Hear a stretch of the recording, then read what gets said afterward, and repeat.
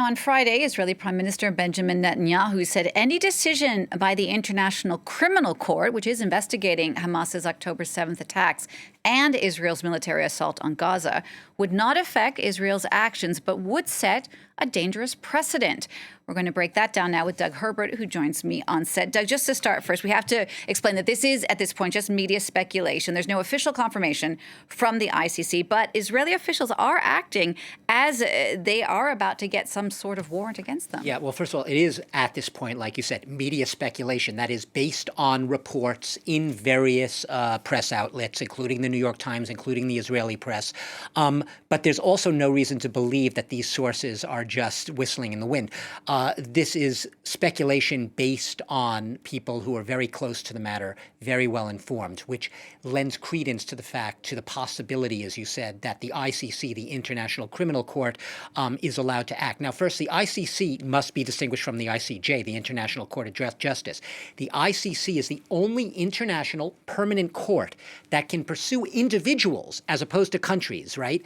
Actual individuals for things like genocide, charges of war crimes, charges of crimes against humanity. That's why any decision that it makes, its judges make, carry a very big moral burden, a moral weight. You could say a moral rebuke. And what the specific warrant would be based on, according to the sources, all speculation at this point, is that Israel is accused of preventing the delivery of humanitarian aid to Gaza, but also of being overly aggressive, overly zealous, and in its response to the October 7th terrorist attacks by Hamas against Israel. So those are the two main planks of the would-be arrest warrant, which some say they are poised to issue. But like you said, Netanyahu has already been, according to the same reports, for the past 10 days or so. He hasn't explicitly said this or talked about it, but really been very worried about the prospect that the court could issue these types of warrants.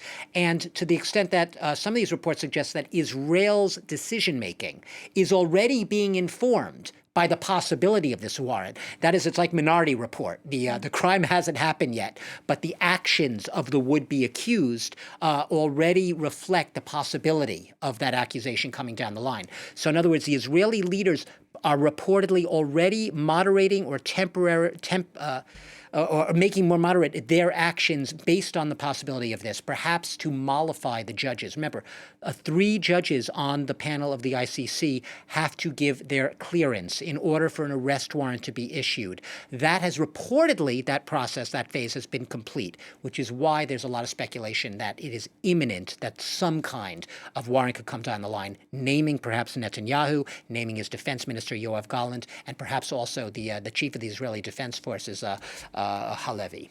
Well, let's say that does happen. What impact would those warrants have concretely, particularly given the fact that the U.S. is reportedly not on board with this? Concretely, there's going to be no immediate legal impact, exactly for the reasons you said. As long as the U.S. and some others, Israel and the U.S. are not members of this court, they do not recognize or do not feel bound by the decisions of this court. So as long as the U.S. has Israel's back on this, concretely, you can't expect much to come of it. But like I said already, there is that dimension of a moral rebuke. And already Israel has been coming under mounting scrutiny, mounting international pressure for what is perceived by many in the international community as an overzealous response to the Hamas attacks. A response, to be sure, that Israel has really fought back against. Israel has been really angry all along. I rate many of its officials, even more moderate ones. They feel like every 5 minutes they have to re-explain to the international community that Israel are the victims. They are not the aggressors here. They're the victims. They feel like they are being unfairly blamed for a response to a horrible terrorist attack that if any other country took the same actions, they would not come under the same scrutiny. But that said, they have been coming under that scrutiny. It's been mounting. And now you have the talk of a Rafah ground invasion. Whether or not this is informing Israel's potential response on the timing or even if to invade and when to invade, that remains to be seen.